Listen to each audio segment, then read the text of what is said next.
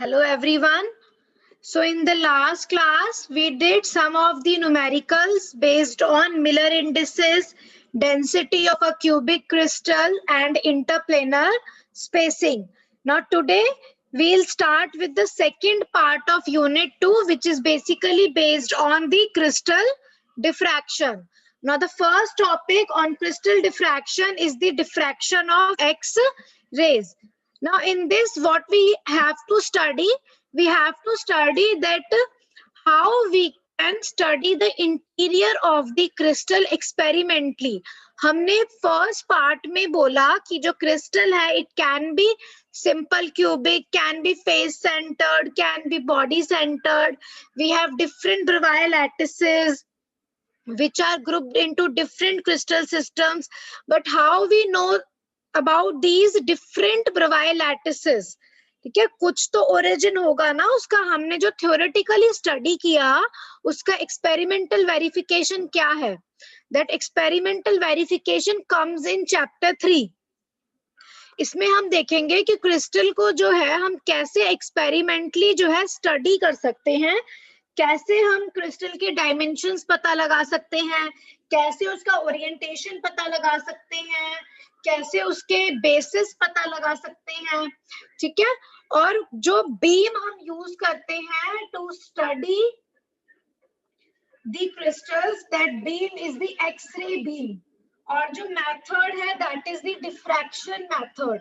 So basically we study the structure of crystals or the different properties, or you can say that we study the interior of the crystals using the X-ray diffraction.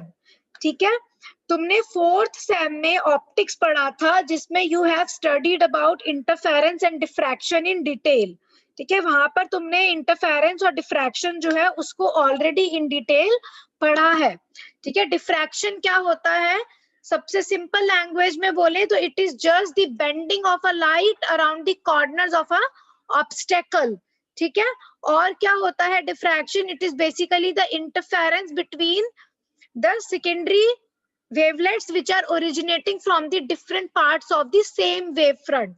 ठीक है, interference में जो interference होती है वो दो beams के बीच में होती है जो ओरिजिनेटेड होते हैं from the two different coherent sources. Diffraction में जो इंटरफेरेंस होता है वो उन बीम्स के बीच में होता है which are originating from the same wave front. ठीक है, this is the major difference between interference and diffraction. ये तुम ऑलरेडी पढ़ चुके हो फोर्थ सेमेस्टर में ना. वहां पर तुमने पढ़ा था डिफरेंट टाइप्स ऑफ डिफ्रैक्शंस पढ़े थे जिसमें Fresnel, Fraunhofer diffraction, diffraction due to single slit पढ़ा होगा. पूरा तुमने in detail transmission diffraction grating पढ़ा होगा.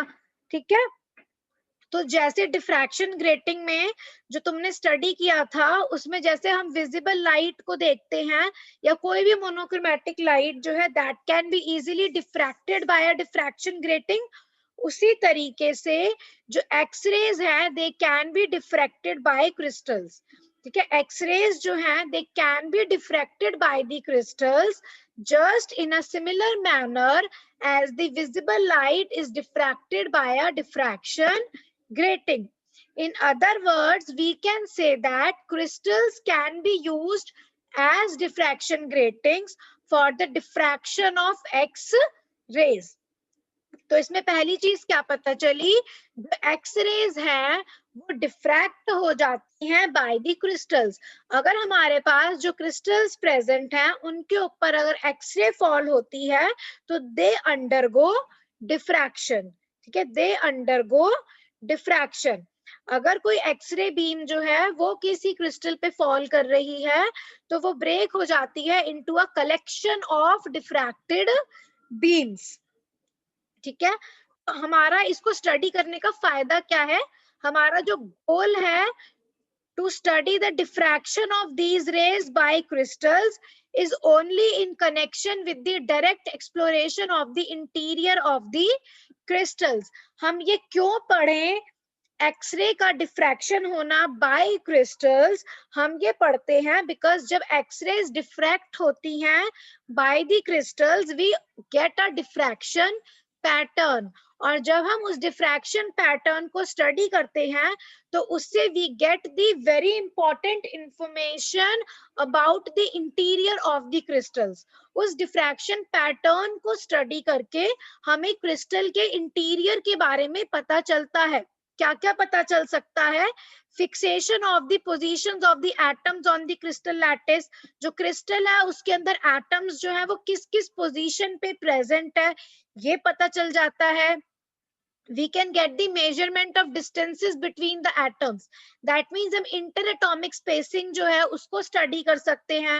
interatomic अगर हमें spacing पता है तो हम interplanar spacing भी निकाल सकते हैं, because d is equal to a upon under root of h square plus k square plus l square, and what we get, we can study the associated internal symmetry। हम ये भी study कर सकते हैं कि 4-fold axis of rotation है, कितना fold axis of rotation है, मतलब we get a lots of information about the interior of the crystals by just studying the diffraction pattern of the X-ray beams, by simply studying the diffraction pattern। और जो हम beam use कर रहे हैं that beam is nothing but the X-ray beam। और ये study क्यों possible है? Because of the fact that intensities of diffracted beams and their directions they are related to the atomic arrangement in crystals. हम diffraction pattern में देखेंगे जो beam diffract हुई है उनकी कितनी इंटेंसिटी है, ज्यादा है, कम है, किस एंगल पे डिफ्रैक्ट हो रही हैं। इन सारी चीजों को जब हम स्टडी करते हैं we get the very important information about the crystals. So the measurement of their intensities and directions would provide the desired information about the crystals. तो यहाँ पर अभी हमने क्या देखा कि अगर हमें क्रिस्टल का इंटीरियर स्टडी करना है तो that we can study by using the X-rays. जब एक्सरेज इन क्रिस्टल्स पे फॉल करती है दे अंडरगो डिफ्रैक्शन, और by studying the diffraction pattern we can study the different interiors of the crystals, we can get the different information about the interior of the crystals। ठीक है, अब दूसरी चीज हमें क्या पता करनी है कि ऐसा ही क्यों होता है कि जो एक्सरेज हैं वो डिफ्रैक्शन शो करती है, हम विजिबल लाइट क्यों नहीं यूज कर रहे? Why we use x-rays only? 12th standard में तुमने एक चीज पढ़ी होगी, what is the condition for diffraction. कभी भी डिफ्रैक्शन जो है वो शो होने की कंडीशन क्या होती है? ठीक है, अगर एग्जाम में ये क्वेश्चन आ भी जाता है, शॉर्ट क्वेश्चन भी, why crystal diffract x-rays, crystal जो है एक्सरेज ही क्यों डिफ्रैक्ट करता है, एग्जाम में अगर ये क्वेश्चन आता है देन यू कैन राइट जो हमारी इंपॉर्टेंट नेसेसरी कंडीशन है डिफ्रैक्शन की वो क्या है कि जो वेवलेंथ है इंसिडेंट लाइट की that should be comparable to the size of the obstacle. ये तुमने पढ़ा है ऑलरेडी। ठीक है, तो यहाँ पर हम क्या लिख सकते हैं, इट इज बिकॉज जो वेवलेंथ है एक्सरेज की it has the same order of magnitude as the interatomic spacing, which is we know the necessary condition to get a diffraction pattern। ठीक है, सपोज जैसे मैंने ये स्लिट बनाई एक, अब यहाँ पे बीम फॉल करेगी, ठीक है, और डिफ्रैक्शन क्या कहता है, it is the bending of a light around the corners of N obstacle. Light जो है यहाँ से बेंड हो गई around the corners of N obstacle, और ये मेरे पास एक फोटोग्राफिक फिल्म या कोई भी फिल्म है जहां पर we can study the diffraction pattern. और नेसेसरी कंडीशन क्या होती है डिफ्रैक्शन की, जो बेंडिंग की जो वेवलेंथ है इंसिडेंट लाइट की उसका जो मैग्नीट्यूड है that should be comparable to the size of the obstacle और here the size of the slit. ठीक है, तो वही यहाँ पर वो स्लिट क्या होगी, यहाँ पर हम आगे ब्रैग्स लॉ में पढ़ेंगे, हमारे पास ऐसे डिफरेंट प्लेन्स ऑफ एटम्स हैं, ठीक है, उसके बीच का जो ये डिस्टेंस है this is the interplanar spacing. दो प्लेन्स के बीच में जो डिस्टेंस है दैट इज इंटरप्लेनर स्पेसिंग। इस प्लेन पे भी अगर यहाँ एटम प्रेजेंट है, यहाँ पे भी एक एटम प्रेजेंट है, ठीक है, तो ये डिस्टेंस क्या हो गया हमारा, इंटरएटॉमिक स्पेसिंग भी हो गया।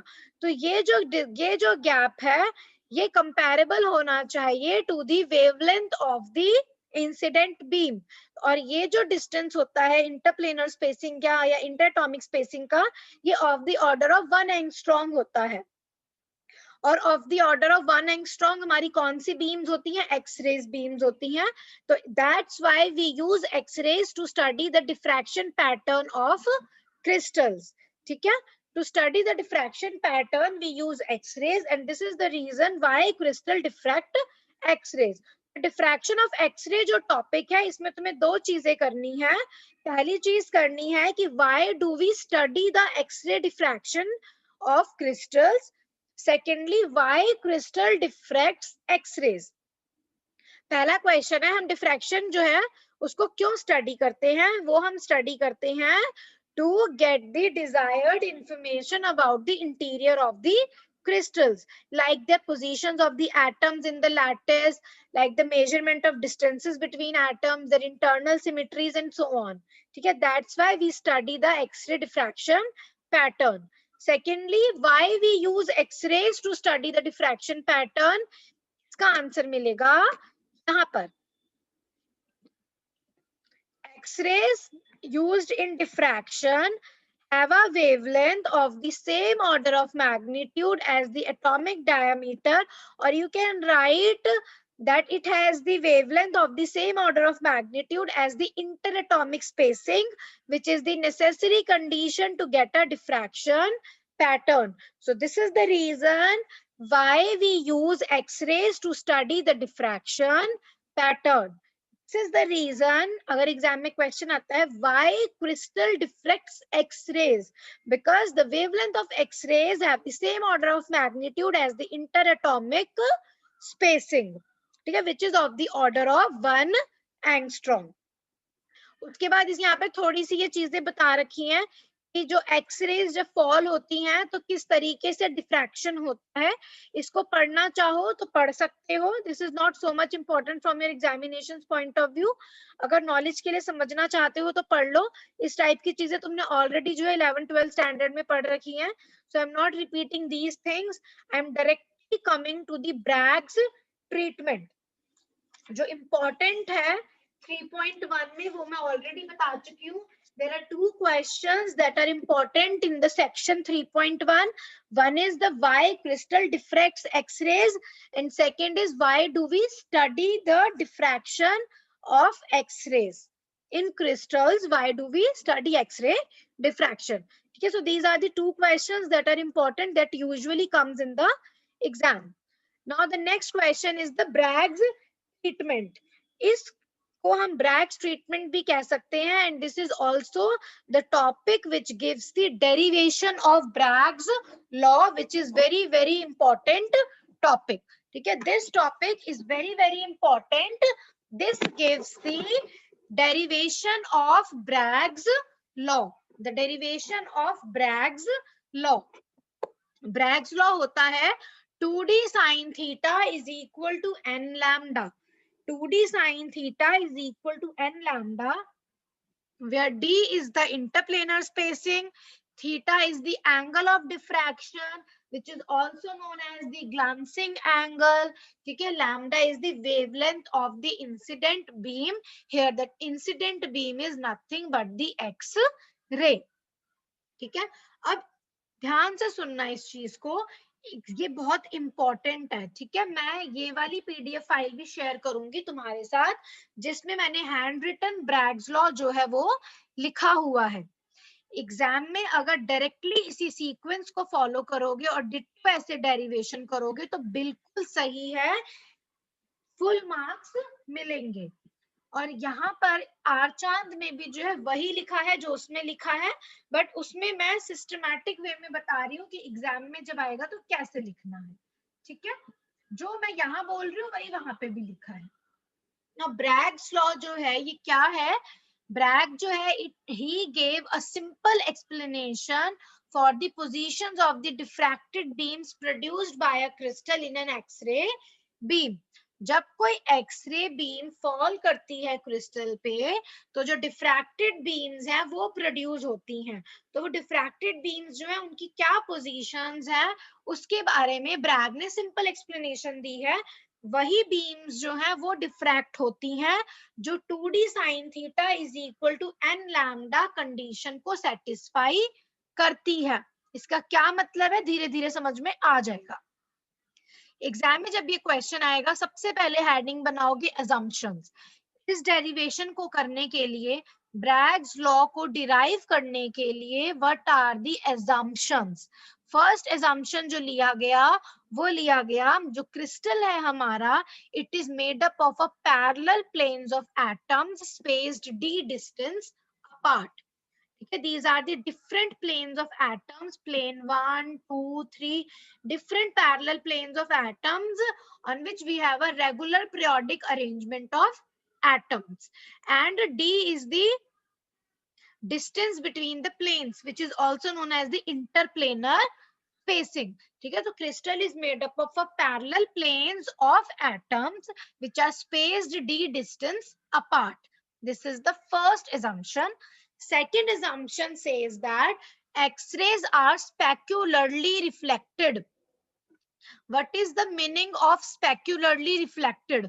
मतलब एक्सरेज जब फॉल करेंगी क्रिस्टल पे तो वो उसके बाद इस तरीके से रिफ्लेक्ट होंगी that angle of incidence should be equal to the angle of reflection। Angle of incidence should be equal to the angle of reflection। That means X-rays are specularly reflected। Third assumption says that जो reflected rays है from successive planes, जैसे यहाँ R और S है, जो reflected rays है from successive planes they should interfere constructively. उनका जो इंटरफेरेंस होगा वो कंस्ट्रक्टिव इंटरफेरेंस होगा which results in the diffracted beams. Next assumption जो इंसिडेंटल है और जो रिफ्लेक्टेड बीम है और जो नॉर्मल है they lie on the same plane। So these are the four assumptions which you have to write when you have to derive Bragg's law in exams। ये चार assumptions जरूर लिखोगे अगर full marks चाहिए तो।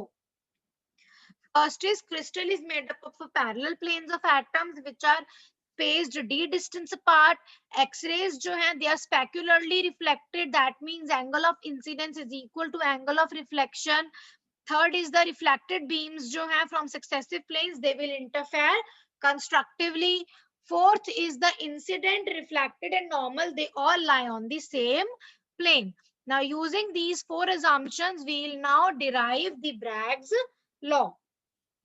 So we are considering a crystal having a series of atomic planes partly reflecting for radiations of wavelength lambda d distance apart। ठीक है, so we are considering a crystal which is having a series of atomic planes and they are d distance apart। Now PA और QB जो हैं these are the incident beams। AR और BS जो हैं these are the Bragg reflected beams।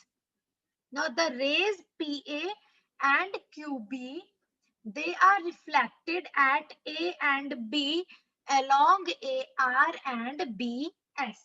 ठीक है, जो तुम्हारी आर चांद की बुक है उसमें PAQB ऐसे नहीं लिखा हुआ, उसमें सिर्फ रे 1 रे 2 रे 3 रे 4 लिखा हुआ है। ठीक है, तो कैसे भी लिखो एग्जाम में दोनों तरीके से सही है। इस तरीके से डेरिवेशन करो, इस तरीके से कर लो। अगर आर चांद में से करना चाहते हो तो आर चांद में से कर लो। ठीक है, अगर यहाँ से समझ में आ गया तो आर चांद में से भी समझ में आ जाएगा, दोनों में सेम है बस नोटेशंस डिफरेंट है। पहले चार assumptions लिखे, then you have to write that we are considering a crystal having series of atomic planes which are spaced d distance apart। Now the rays PA and QB they are reflected at A and B along AR and BS। हमारे पास ये जो PA और QB है these are basically the X-ray beams। Incident x-ray beams जैसे ही ये atom पे fall करेंगी तो ये रिफ्लेक्ट हो जाएंगी। थीटा क्या है? थीटा वो एंगल है जो इंसिडेंट बीम जो है प्लेन के साथ बना रहा है। ठीक है, दिस इज द नॉर्मल। ठीक है, और हमने क्या पढ़ा था, एजम्पशन क्या कहता है, angle of incidence. Angle of incidence is equal to the angle of reflection. तो ये एंगल इक्वल है, टोटल एंगल 180 है, तो अगर ये थीटा है तो ये भी थीटा होगा। ठीक है, So theta is the angle with the direction of X-ray beam and the atomic plane, ठीक है, which is also known as the angle of diffraction. And जैसे एग्जाम में अगर न्यूमेरिकल में लिखा होता है that angle of diffraction is this, so that is nothing but theta. So theta is the angle of diffraction, which is also known as glancing angle. This is also known as glancing angle. ठीक है, अब क्या होगा, अब क्या है, हमें जो निकालना है that we have to find is the path difference. Optics में जब भी कोई डेरिवेशन करते थे, सबसे पहले पूरा उसका रे डायग्राम बनाते थे, इंसिडेंट बीम का पाथ लिखते थे, फाइन रिफ्लेक्टेड बीम का, इंसिडेंट का, रिफ्लेक्टेड का, फिर उसका पाथ डिफरेंस निकालते थे, ठीक है, वही हमें यहाँ पर करना है. हमने दो परपेंडिकुलर्स ड्रॉ करे, एक हमने ए से ड्रॉ किया क्यू बी पर which is meeting at C, एक हमने A से ड्रॉ किया BS पर which is meeting at D. अब ये परपेंडिकुलर है, इसका मतलब R चाहे कहीं तक भी जा रहा है, और DS इसकी लेंथ इक्वल है, PA और QC जो है इसकी लेंथ भी इक्वल है. If AC and AD are perpendiculars drawn from A on QB and BS, then the path difference between the beams reflected at two consecutive planes is. Path difference अब क्या होगा, मतलब दोनों के जो पाथ में क्या डिफरेंस है. PA और QC सेम है, BC बच गया, AR और DS सेम है, BD बच गया. तो हम अगर ये जो सेकेंड रिफ्लेक्टेड बीम है इसके पाथ में से फर्स्ट रिफ्लेक्टेड बीम का पाथ माइनस करेंगे तो PA और QC 0 हो गया, DS माइनस AR भी 0 हो गया, हमारे पास क्या बचा, BC प्लस BD. हमारे पास क्या बचा, BC plus BD. I hope ये तुम सबको क्लियर है, हमने ये पाथ डिफरेंस कैसे निकाला है. ठीक है, ये पाथ डिफरेंस हमने इस तरीके से निकाला है जैसे तुम लोग ऑप्टिक्स में भी करते थे, न्यूटन्स रिंग में भी निकाला होगा पाथ डिफरेंस. ठीक है, बहुत सारे वेज शेप फिल्म सब में निकाला होगा पाथ डिफरेंस. पाथ डिफरेंस निकालने के लिए हम सबसे पहले परपेंडिकुलर्स ड्रॉ करते हैं, फिर जो इक्वल पाथ्स है वो तो कट आउट हो गए, और जो एक्स्ट्रा पाथ ट्रेवल किया सेकंड रे ने in comparison to the first ray, second ray कौन सी है, क्यू बी है. ठीक है, क्यू रे है सेकंड रे, उसने जो एक्स्ट्रा पाथ ट्रेवल किया in comparison to the first ray, वो एक्स्ट्रा पाथ है BC plus BD. Rest of the lengths जो है वो इक्वल है फर्स्ट रे के. ठीक है, अब हमें निकालना है ये BC कितना है और BD कितना है. ये हम कैसे निकालेंगे, using the two triangles, two right angle triangles ACB and ADB. हमने सबसे पहले क्या किया, हमने बीम्स जो है एक्सरे बीम्स वो फॉल करी क्रिस्टल पे, हमने एंगल लिख दिया theta which is the angle of diffraction और the angle between the direction of the X-ray beam and the atomic plane. D जो है this is the interplanar spacing और the distance between the two consecutive planes, ये हमें पता है. ठीक है, अब नेक्स्ट देखो, यहाँ पे इसको ध्यान से देखना. देखो हमने इसको परपेंडिकुलर ड्रॉ किया, ठीक है, तो ये एंगल हमारा हो गया 90. ठीक है, ये हमने परपेंडिकुलर ड्रॉ किया ना, तो ये एंगल हमारा क्या हो गया 90. ठीक है, ये कंप्लीट एंगल हमारा क्या है 90 है. ठीक है, ये अगर थीटा है तो ये एंगल कितना हो जाएगा 90 माइनस थीटा. ये पूरा एंगल जो है ये भी 90 है, तो ये अगर 90 माइनस थीटा है, इसमें अगर मैं थीटा ऐड कर दूं तो मेरा पूरा एंगल 90 बन गया. 90 minus theta plus theta is equal to 90. So जो ये एंगल है दिस इज थीटा. सिमिलरली जो ये वाला एंगल है ये भी होगा थीटा. ठीक है, अब हमने ट्रायंगल ACB में फॉर्मूला लगाया साइन थीटा का. साइन थीटा क्या होता है, परपेंडिकुलर अपॉन हाइपोटेन्यूज. ये एंगल 90 है, ये थीटा है, तो साइन थीटा क्या होगा, this is the perpendicular direction BC, hypotenuse क्या हो गया AB. ए बी हमारा कितना है डी, तो sine theta is equal to B C upon D, so B C is equal to D sine theta. क्या आया हमारा, right triangle A C B से हमने साइन थीटा लिखा, sine theta comes out to be BC upon the length AB, and AB is nothing but D. So BC is D sin theta. ठीक है, BC is D sin theta. Similarly, use the triangle ADB. ADB में जो sin theta होगा वो क्या है, perpendicular upon hypotenuse. Perpendicular is BD, hypotenuse is AB, which is equal to D. So BD हमारे पास आ गया D sin theta. So what is the path difference? Path difference is 2D sin theta, where theta is the angle between the incident ray and the planes of reflection. क्या now एक हमने क्या assumption देखा था, third one, ये जो reflected beams है दे should interfere constructively. Path difference हमने निकाल लिया 2D sin थीटा है क्या, और कंस्ट्रक्टिव इंटरफेरेंस की कंडीशन क्या होती है, द पाथ डिफरेंस जो है should be integral multiple of lambda. So 2D sin theta is equal to n lambda for constructive interference where n is an integer. So this 2D sin theta is equal to n lambda.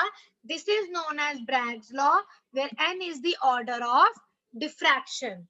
ठीक है, where n is the order of diffraction. First order में n1 होगा, second order में 2 होगा, third order में 3 होगा, and so on.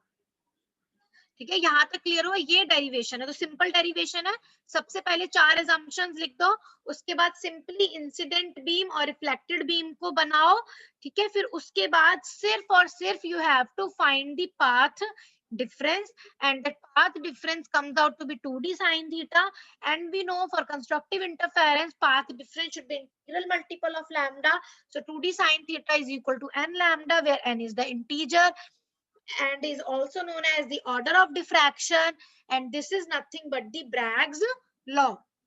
तो Bragg's law हमें कहता है 2D sin theta is equal to n lambda, where D is the interplanar spacing, theta is the angle of diffraction, which is also known as the glancing angle, lambda is the wavelength of incident beam. So for a given n, lambda and D, there will be strong reflection in a particular direction defined by theta. तो ये Bragg reflection क्या कहता है, Bragg's law क्या कहता है, ये बहुत ही इंपॉर्टेंट लॉ है। ये कहता है कि जब कोई एक्सरे बीम किसी क्रिस्टल पे फॉल करेगी तो हर एक डायरेक्शन में डिफ्रैक्शन पॉसिबल नहीं है, सिर्फ वही बीम्स जो है ब्रैग रिफ्लेक्ट होंगी जो ये कंडीशन सेटिस्फाई करेंगी 2D sin theta is equal to n lambda. मतलब अगर जो वेवलेंथ है एक्सरे बीम की, सपोज वो 2 एंगस्ट्रॉम है, तो जब वो किसी क्रिस्टल पे फॉल करेगी तो वो किस एंगल पे फॉल कर रही है और जिस जगह पे फॉल कर रही है उस प्लेन का d क्या है, और फिर 2D sin थीटा अगर इसका multiplication equal to n lambda आता है तभी वो पर्टिकुलर बीम जो है ब्रैग रिफ्लेक्ट होगी, नहीं तो नहीं होगी।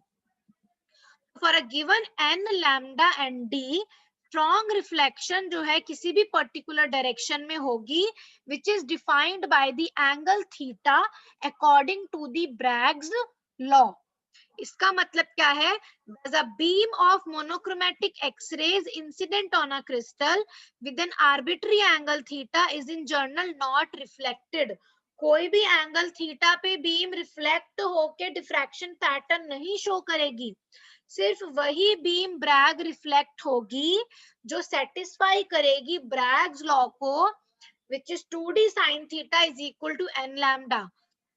लेफ्ट हैंड साइड जब तक राइट हैंड साइड के इक्वल नहीं होगा तब तक बीम ब्रैग रिफ्लेक्ट नहीं होगी। ठीक है, this is very important condition to have the diffraction pattern. So this Bragg's law is very, very important when we have to study the different experimental methods including X-ray diffraction. और ये सबको पता है जैसे जैसे ऑर्डर बढ़ता है intensity जो है वो डिक्रीज होती है। ये डिफ्रैक्शन पैटर्न जो है ये सबने देखा है, इंटेंसिटी पैटर्न। ठीक है, जैसे जैसे ऑर्डर बढ़ता है इंटेंसिटी कम होती है। इंटरफेरेंस में इंटेंसिटी मैक्सिमा मिनिमा ऐसे रहती है, और डिफ्रैक्शन में इंटेंसिटी जो है it goes on decreasing as the order increases. ठीक है, ये सबको पता है। नाउ नेक्स्ट हमने ये कह दिया 2d sin theta is equal to n lambda. इसके बाद एक और चीज इंपॉर्टेंट है, व्हाट इज sin थीटा। सबको पता है साइन थीटा की वैल्यू -1 के 1 के बीच में लाई करती है। ठीक है, sine mod of sine theta जो है it is always less than equal to 1। ये सबको पता है, mod of sine theta is always less than equal to 1। Sine की मैक्सिमम वैल्यू जो है वो 1 होती है। It can be less than 1 but it can not be greater than 1। Actually इसकी वैल्यू -1 से 1 के बीच में लाई करती है, बट हमें पॉजिटिव डायमेंशंस को अगर हम कंसीडर करें तो ये हमें पता है mod of sine theta is less than equal to 1। ठीक है, तो ब्रैग्स लॉ से क्या आया, साइन थीटा की वैल्यू सब्स्टिट्यूट करो from Bragg's law.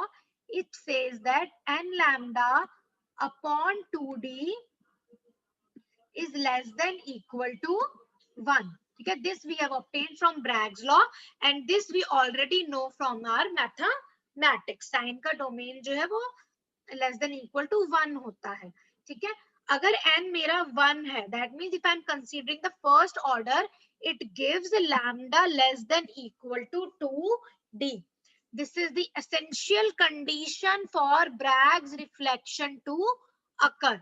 This is the essential condition for Bragg's reflection to occur. मतलब वही एक्सरे बीम ब्रैग रिफ्लेक्ट होगी जो ब्रैग्स लॉ को सेटिस्फाई करेगी, that means 2d sin theta is equal to n lambda. और यहां से हमने निकाला lambda less than equal to 2d। So this is the essential condition for Bragg reflection to occur. D जो है सबको पता है वो एंगस्ट्रॉम्स के ऑर्डर में होता है। इसका मतलब जो वेवलेंथ है वो भी less than equal to 1 angstrom. अब यहाँ पे तुम कहोगे 2 into 1 तो 2 होता है, फिर 1 क्यों लिखा है। ये सिर्फ ऑर्डर की बात कर रहा है कि अगर इंटरप्लेनर स्पेसिंग की जो ऑर्डर है वो 1 एंगस्ट्रॉम का है, मतलब 10⁻⁻10 मीटर का अगर ऑर्डर है डी का, तो लैम्डा जो है उसका ऑर्डर भी less than equal to 10⁻⁻10 metres और 10⁻⁻8 सेंटीमीटर्स और 1 एंगस्ट्रॉम का ऑर्डर होगा। ठीक है, और ऐसी कौन सी बीम्स होती हैं जिसकी वेवलेंथ 1 एंगस्ट्रॉम के ऑर्डर की होती हैं, that wavelengths are nothing but the wavelengths of X-ray beam. So this is the reason that X-rays are most useful for crystal analysis. तो यहां से भी हमने ये चीज डिराइव करी कि why do we use X-rays to study the diffraction pattern. ठीक है, क्योंकि जो हमारी ब्रैग्स कंडीशन है 2d sin theta is equal to n lambda is the Bragg's law, और जो ब्रैग्स कंडीशन है वो है lambda less than equal to 2d। यहां से हमें पता चला कि this is the essential condition for Bragg reflection to occur. और हमें ये पता है क्रिस्टल जो है उसके डायमेंशन एंगस्ट्रॉम के ऑर्डर के हैं। इसका मतलब हम सिर्फ वही बीम यूज कर सकते हैं जिसकी वेवलेंथ जो है एंगस्ट्रॉम के ऑर्डर की है, तभी डिफ्रैक्शन जो है वो पॉसिबल है। और ये नेसेसरी कंडीशन भी होती है डिफ्रैक्शन की कि जो वेवलेंथ है इंसिडेंट बीम की उसका जो मैग्नीट्यूड है that should be comparable to the size of the obstacle or the length of or the size of the slit here, that is interatomic or interplanar spacing. ठीक है, so this is the Bragg's law which is very very important from your examinations point of view. इसको मैं देखो यहाँ पर भी अगर दिखाऊं तो यही चीजें लिखी हुई है, देखो स्पेक्युलरली रिफ्लेक्टेड है, ये सब है। We have a crystal having the parallel planes of atoms and the distance between the successive planes are d. ठीक है, we have a monochromatic X-ray beam which is incident at an angle theta. ये मैंने already बताया है, theta को हम angle of diffraction और glancing angle भी कहते हैं। ठीक है, यहाँ पे रे 1 and 2 है, 3 नहीं है, गलतियां बहुत होती हैं इन बुक्स में।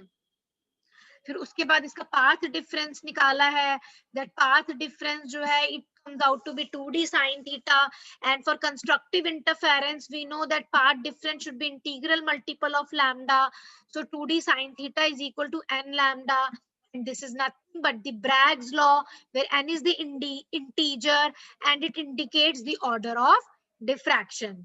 फिर इसके बाद फिर यही चीज लिखी है, ऑल्सो साइन थीटा जो है we know is less than equal to 1, so lambda less than equal to 2d is the essential condition for Bragg reflection to occur. d जो है इसके dimensions of the order of 10⁻⁸ centimetre होते हैं. इसका मतलब है जो इंसिडेंट बीम की वेवलेंथ है उसके डायमेंशंस भी 10⁻⁸ सेंटीमीटर के ऑर्डर के होने चाहिए. That it is the reason that x-rays are used for crystal analysis. ठीक है, सारी चीजें रिपीटेड है.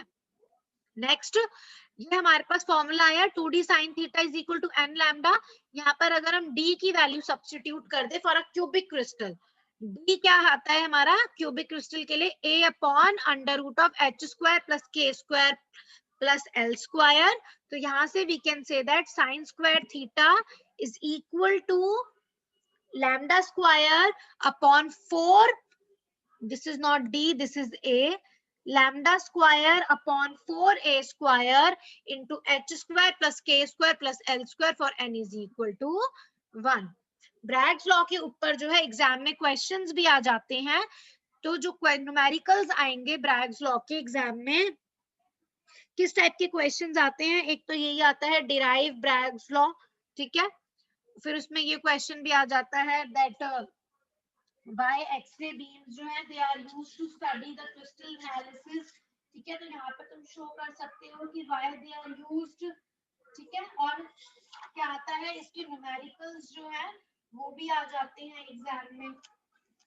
जब न्यूमेरिकल्स आते हैं तो सिंपल ये फॉर्मूला है 2d sin theta is equal to n lambda, जहां पर d जो है that is equal to a upon under root of h square plus k square plus l square. ठीक है, having done with the Bragg's law, there is one more topic in Bragg's law which is the characteristic features of Bragg's law. Exam में जो है कभी कभी इस तरीके का क्वेश्चन आ जाता है. मैं एक क्वेश्चन जो है तुमको बोल के दिखा देती हूँ that how Bragg's law is used to determine the crystal structures. Here you have to derive the Bragg's law, then give characteristic features of Bragg's law. साथ में एक साथ आ जाता है. तो characteristic features में क्या लिखना है, फर्स्ट इज द, ये मैंने इस पीडीएफ में भी लिख रखा है, ये टॉपिक करने की जरूरत नहीं है, लवे ट्रीटमेंट इसको छोड़ दो. ये है characteristic of Bragg's law, जो वहां लिखा है वही यहाँ पे लिखा हुआ है. Bragg's law is a consequence of periodicity of space lattice. Bragg's law जो है ये क्यों आया, because of the periodicity of the space lattice, because of the periodicity of the crystal. जो crystal है उसमें जो सारे atoms हैं they are arranged in a periodic manner. तो जब उसका diffraction pattern study किया गया तो उससे जो है ये जो Bragg's law है theoretically derive किया गया है, और ये डेरिवेशन क्यों हुआ है, because of the periodicity of the space lattice. अगर सिस्टम पीरियोडिकली अरेंज्ड नहीं होगा तो ब्रैग्स लॉ जो है हम उसको डिराइव नहीं कर सकते. नेक्स्ट, ये हमें पता है ब्रैग रिफ्लेक्शन जो है, कोई भी बीम जो है एक्सरे बीम जो क्रिस्टल पे फॉल कर रही है वो तभी ब्रैग रिफ्लेक्ट होगी if it satisfies the condition lambda less than equal to 2d. ठीक है, now for same n and d theta decreases as lambda decreases. 2d sin theta is equal to n lambda होता है. अगर हम d और n को constant रखें then theta जो है it decreases as lambda decreases. Theta left hand side पे है, लैम्डा राइट हैंड साइड पे है, दोनों तभी इक्वल होंगे जब दोनों एक साथ डिक्रीज होंगे for same n and d. Next, the law does not refer to the arrangement of bases of atoms associated with its lattice point. The composition of bases determines the relative intensities of various orders of diffraction from a given set of parallel planes. ये क्या बताता है, ये law हमें जो है lattice points या basis of atoms की अरेंजमेंट नहीं बताता, ये हमें उनकी कॉम्पोजिशन बताता है। लाइक जो हमारा बेसिस है वो क्या है, सोडियम है, क्लोराइड है, क्या है वो बेसिस, वो बताता है। कैसे? क्योंकि जो बेसिस है वो कौन सा है, वो डिपेंड करता है intensity of the diffracted beam के ऊपर। तो जब हम डिफ्रैक्शन पैटर्न स्टडी करते हैं तो उसमें हम क्या स्टडी करते हैं, जो मैंने 3.1 में बताया था, we measure the intensities and directions of the diffracted beams, ठीक है? And this intensities of diffracted beams and their directions, they are basically related to the atomic arrangements in crystals, ठीक है? तो कौन सा जो हमारा एटम है क्रिस्टल में, वो कौन सा है, वो हम डिटरमाइन कर सकते हैं by studying the intensities of the diffracted beams. So these are the some characteristics of Bragg's law. यहाँ पे भी यही लिखा है। तो Bragg's law जो है is a consequence of the periodicity of the space lattice. ये जो Bragg's law है ये क्यों है? Because of the periodic arrangement of lattice points within the lattice, or the periodic arrangement of atoms or bases within the crystal. जब हम crystal कहते हैं तो हम बेसिस बोलते हैं, जब हम लैटिस कहते हैं तो हम लैटिस पॉइंट्स बोलते हैं, ठीक है? और ये जो लॉ है ये सिर्फ क्रिस्टल्स को स्टडी करने के लिए है, एमॉर्फस को नहीं। तो क्रिस्टल्स और एमॉर्फस में फर्क क्या है? periodicity का ही डिफरेंस है। क्रिस्टल्स में we have a regular periodic arrangement of atoms, in amorphous we have irregular arrangement of atoms. तो Bragg's law अगर क्रिस्टल्स के लिए ही है, that means it is only because of the periodicity of the crystals. Second, ये मैंने बताया, this law does not refer to the arrangement, it basically refers to the composition of atoms which can be determined by studying the relative intensities of the various orders of diffraction from a given set of parallel planes. Different set of parallel planes से जो different diffracted beams है उनकी intensities को study करके we can determine the composition of the bases. इसको in detail अब हम आगे देखेंगे। अगर ये पॉइंट्स अभी क्लियर नहीं है तो इसको फॉर द टाइम बिंग छोड़ दो, सेकंड और थर्ड पॉइंट को। ये जब हम आगे पढ़ेंगे ना एक्सपेरिमेंटल एक्सरे डिफ्रैक्शन मेथड, उसमें ये क्लियर हो जाएंगे, ठीक है? कि कैसे किस मेथड से हम क्या क्या चीजें फाइंड कर सकते हैं। नेक्स्ट, ये तो सिंपल है, ब्रैग्स रिफ्लेक्शन तभी होगा if lambda is less than equal to 2d। Exam में अगर क्वेश्चन आता है that why visible light cannot be used to study the diffraction pattern of crystals, why we do not use visible light to study the diffraction of crystals, then you can write because visible light जो है उसकी wavelength range क्या होती है, visible light जो है उसकी wavelength range क्या होती है, 4000 to 7000 angstrom, ठीक है? which is very much different to the wavelength, sorry, which is very much different to the interplanar spacing, and the required condition for diffraction is that the wavelength of the incident light, its magnitude should be comparable to the interatomic or interplanar spacing.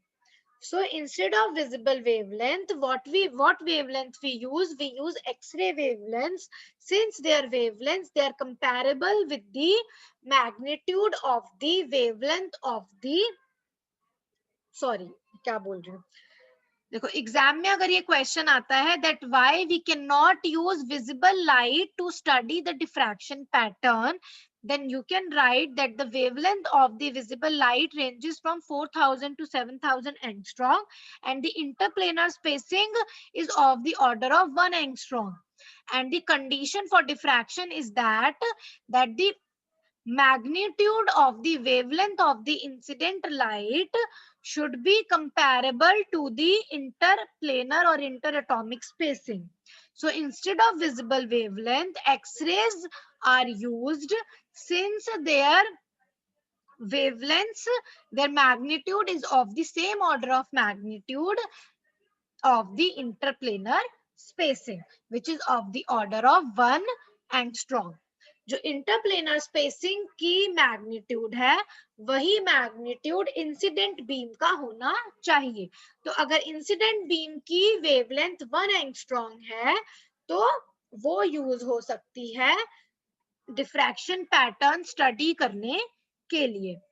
ठीक है, जिस incident beam की wavelength 1 angstrom के order की है, 10⁻⁻10 metres के order की है, उसी को ही जो है हम यूज कर सकते हैं to study the diffraction pattern, which is not so for visible light. For visible light लिख सकते हो, सबको पता है विजिबल लाइट की जो वेवलेंथ रेंज होती है 4000 to 7000 एंगस्ट्रॉम होती है. ठीक है, 4000 to 7000 एंगस्ट्रॉम का मतलब क्या हो गया, 4 into 10⁻³ into 1 एंगस्ट्रॉम. तो 1 एंगस्ट्रॉम के ऑर्डर का नहीं हुआ, ये 10⁻³ एंगस्ट्रॉम के ऑर्डर का हो गया. ठीक है, now next for the same order and spacing, that means for the same N and D, angle theta decreases as the wavelength decreases. ठीक है, so these are some of the characteristic features of Bragg's law. Exam में आता है तो 3-4 लिख लो, बहुत है, जरूरी नहीं है सारे 5 लिखने, और अगर याद है तो सारे लिख सकते हो. ठीक है, तो आज हमने यहाँ तक किया, and this topic is very much important from an examination point of view. कोई भी डाउट है या मैंने कुछ ज्यादा खींच दिया लाइंस को, तो इसको कोई भी डाउट है तो मुझसे जो है आराम से पूछ लेना. इसमें तुम्हें क्या पढ़ना है, सबसे पहले तुम्हें क्या पता होना चाहिए, वाई क्रिस्टल डिफ्रैक्ट एक्सरेज. ये मैं बहुत बार बता चुकी हूँ इस टॉपिक में. ठीक है, क्रिस्टल जो है एक्सरेज को क्यों डिफ्रैक्ट करते हैं, ये चीज पता होनी चाहिए. और हम ये जो एक्सरे डिफ्रैक्शन है ये क्यों स्टडी करते हैं, ये पता होना चाहिए to study the interior structure of crystals. ठीक है, उसके बाद the derivation of Bragg's law. Derivation of Bragg's law करने के लिए वो 4 assumption जरूर लिखना. ठीक है, and for constructive interference the path difference is integral multiple of lambda. So 2d sin theta is equal to n lambda. यहां से कंडीशन आई lambda is less than equal to 2d. जहां से भी हम कह सकते हैं since lambda is less than equal to 2d, so that's why we use X-rays for crystal analysis. ठीक है, then you should know the some of the characteristic features of Bragg's law. ठीक है, now from the next class we will start with the different experimental X-ray diffraction methods. अब हम proper experimental techniques पढ़ेंगे to study X-ray diffraction of crystals.